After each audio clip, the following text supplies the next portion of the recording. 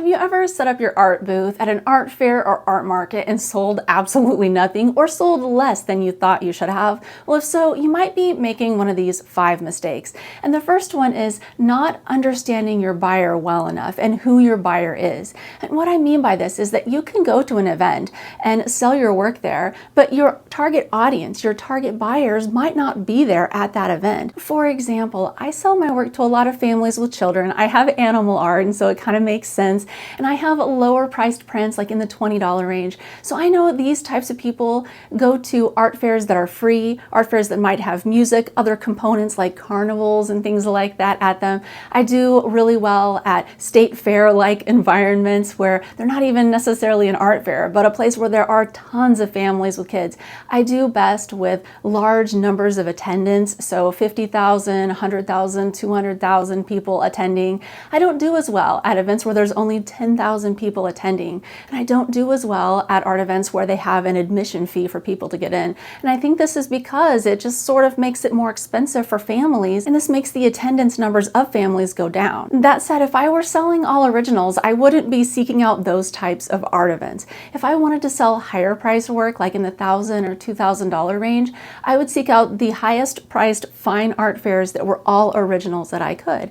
And this is because buyers who are looking for large originals that are expensive are attending those events. So figure out who your buyers are and make sure to meet them where they're hanging out. Next is not having enough inventory. If you go to an art fair and you think you want to sell $5,000 worth of artwork, you need to bring at least $10,000 worth of artwork with you. Sometimes even more than that, but at least more than $5,000, because imagine if you sell everything that you wanted to sell and you only brought that exact amount, your booth would be absolutely empty at the end of the show. And you have to have enough work to fill your booth to get people to keep coming back in on that last day of the show. So you don't want to sell everything or most of everything on the first day. Also, inventory is important because you want to have a selection for a customer to choose from.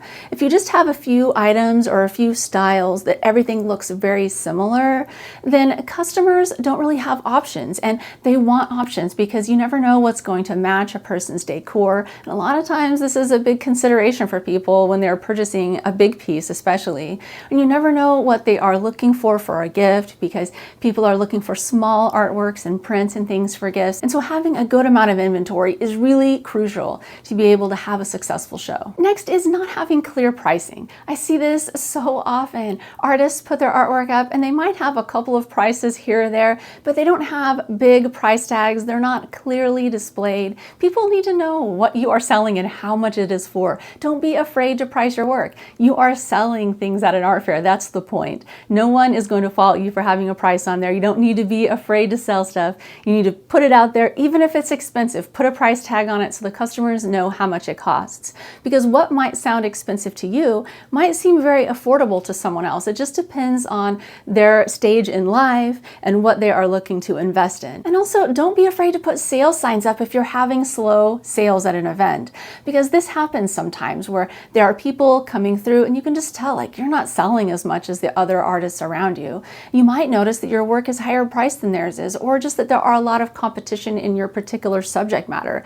Let's say you went to the event and you paint landscapes and you realize there are 8 different landscape artists there. You need to give yourself an edge in some way over them. So what I like to do is bring sale signs with me that say 20% off everything in the booth, or buy one get one half off, people like that, but something that gives the customers a sale. This way you can have it at the ready, able to post it right on your booth if you need to in a pinch. Next, and this is I think the most important one, is don't give customers an excuse or a reason to leave your booth.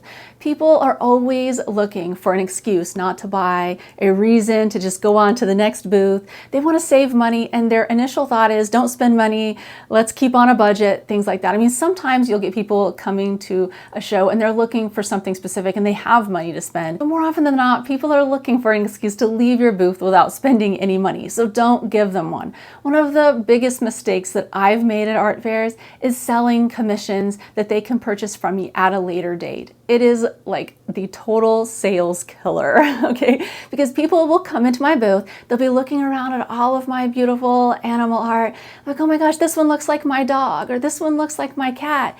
And then they'll ask me, do you do commissions? I'd love for you to paint my dog or my cat. And if I say, yes, here's my card, you can find out more information on my website, you can purchase online. and they're like, okay, thank you. They take the card and they leave my booth. They don't buy a print. They don't buy any artwork off my wall. They take the card and then they never follow up ever, right? This is horrible. Now you think that they probably would follow up eventually, but they don't. I've tried this out and I've handed out thousands of cards doing this, and I might get one person to respond and actually sign up for a custom portrait per 2,000 or 3,000 cards that I hand out. And so think about all those sales that I miss out on by selling commissions or trying to sell commissions at in-person events. So I don't do that anymore. What I try to do first before even answering anybody about a commission is point them toward the print bin. I'm like, look, I've painted over 75 different dogs, over 50 different cats. I say something to that effect. And so they go to the print bin, and more often than not, they find something in there, and then I make a sale. Now, the other option is for me to be able to sell the commissions in person there at the events. I don't do that because I need to be able to look at their photos first and make sure they're going to work as their photo reference before I can take their commission. And so I really can't do that. But some people might be able to sell commissions at the event. And if you can do it, then great. But if you can't and you're telling them to buy it later on your website, that is a sales killer. Don't do it. And anything else that you can think of that could be causing them to leave your booth. For example, if you don't have good traffic flow through your booth, let's say you have a lot of things cluttered up at the front and they can't even enter your booth, then it will stop people from coming in to shop. So you just kind of want to think about that. And over time, as people start entering your booth and then leaving for a particular reason, if you start noticing that this reason happens time and time again, figure out a way to eliminate it. If it's a way that you're talking to them, if it's something that you're saying or not saying, doing or not doing, figure it out, because you don't want to give them a reason to leave your booth. All right, well, if you found this video helpful and you want to learn more about talking to customers, check out this video. It's going to tell you exactly what I say to customers to make sales. All right, thank you so much for watching. See you next time.